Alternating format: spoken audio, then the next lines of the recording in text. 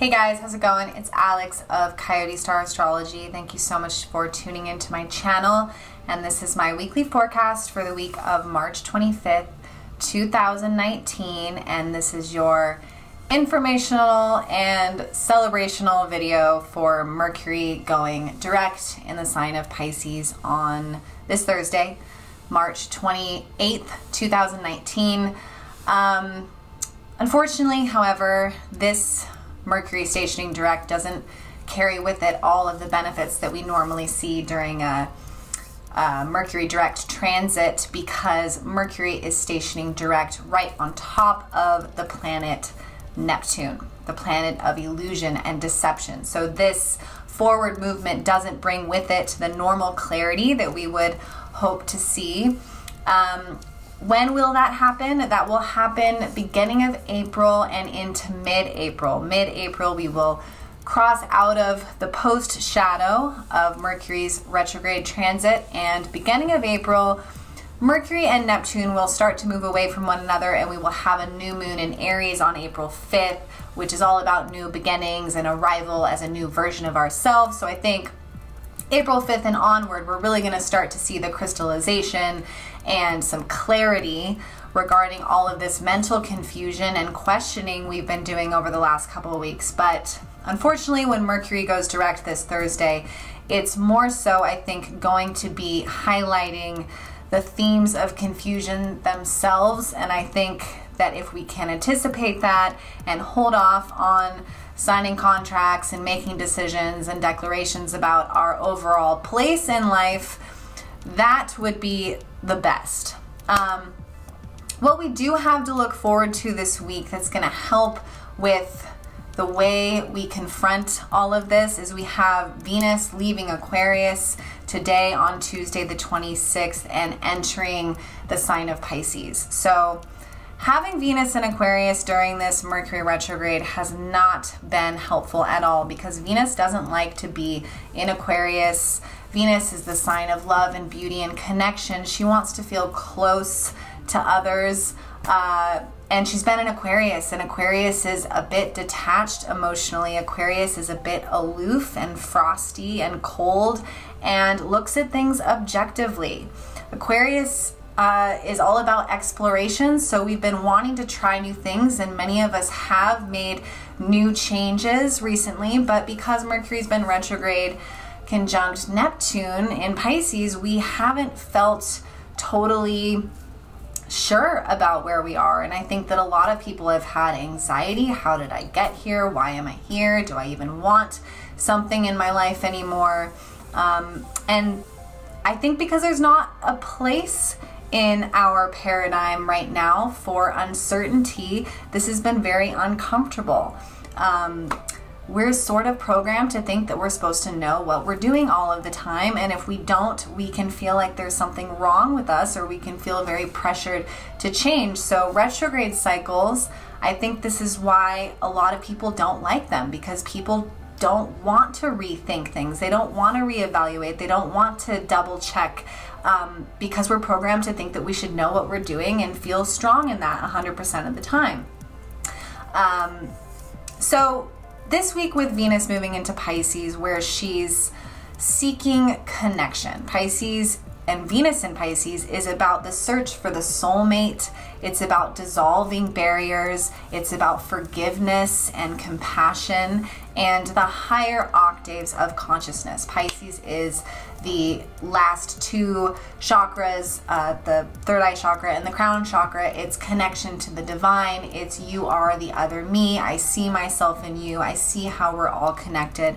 And Venus in Pisces really wants to harmonize and have romance and idealistic experiences and creative experiences with other people.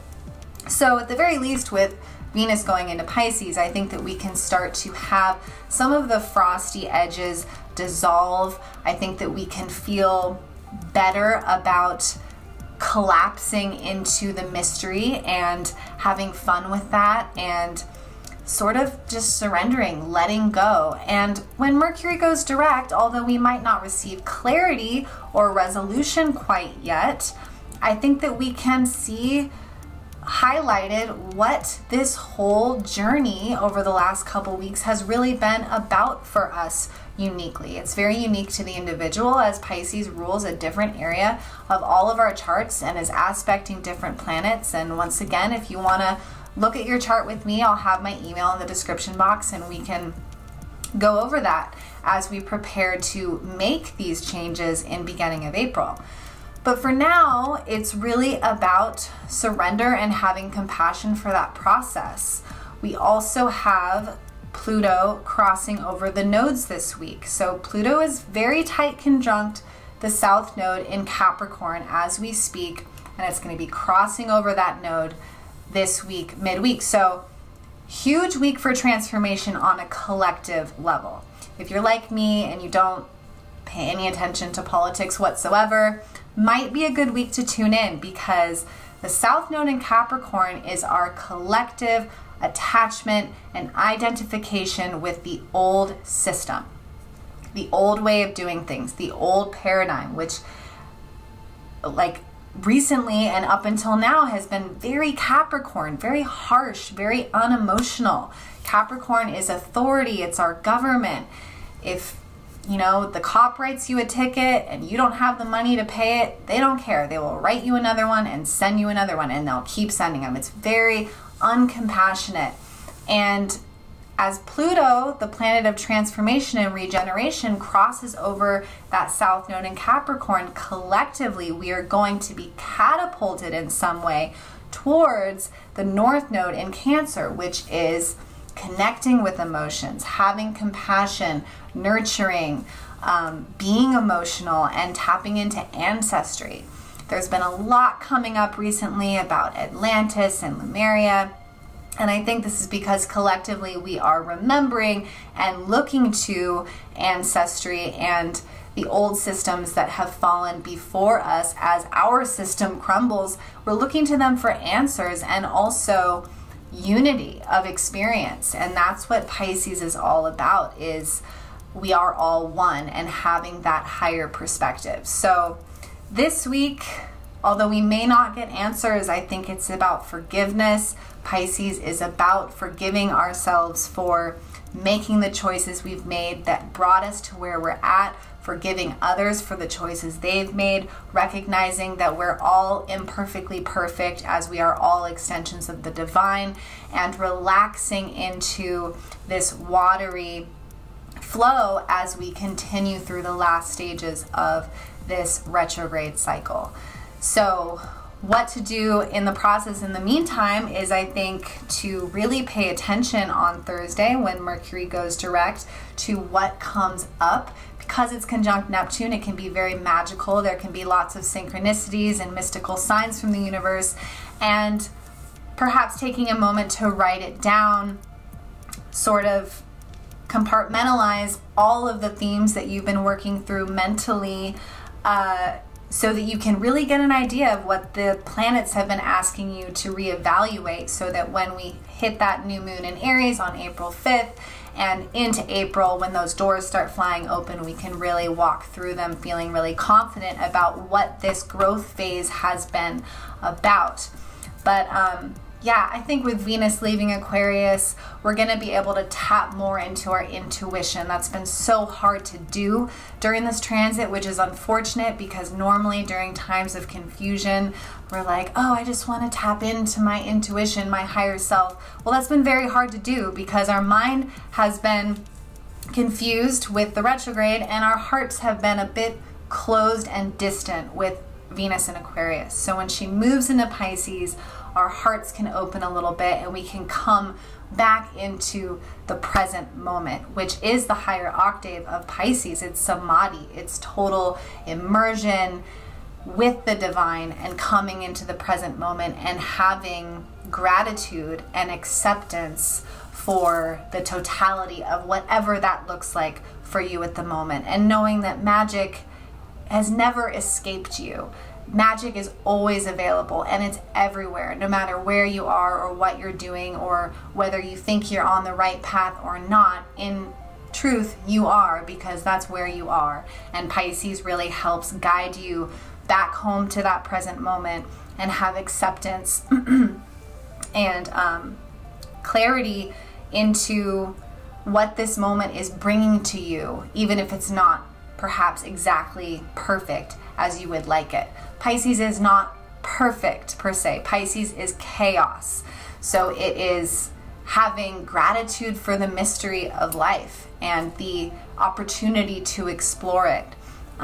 There's not a whole lot of energy in the cosmos right now for logic. Pisces is not logical, it's fantasy. And then we have Mars moving into Gemini this weekend, and I'll talk more about that in my next video when we go over the new moon. But there's a lot of mutable energy in the zodiac. Pisces is mutable, Sag is mutable, Gemini is mutable. So there's a lot of energy right now just asking for us to change and flow and sort of chameleon our way through all of what's going on. But don't feel like you need to act right now, because when Mercury goes direct right on top of Neptune, things aren't going to be super clear. They might be magical, but they won't be super clear. So use this week, I think, to shed some healing light onto your relationships, particularly ones that have not been super harmonious during this transit. It hasn't been an easy one for relationships, and just use Venus and Pisces to come back to that soulmate connection with our lovers and our friends, and experiencing the closeness that Pisces can through empathy and sympathy and sharing of feelings and sensitivity. Yeah, that about wraps it up, guys. Thank you so much for tuning in. If you have enjoyed this video, please do give it a like and a share. I really appreciate it. And if you would like to reach out to me for a reading, you can do that at my email. It'll be down below.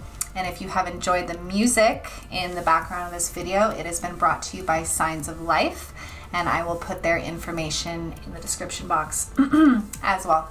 All right, you guys, have a great week, and I will see you in the next video.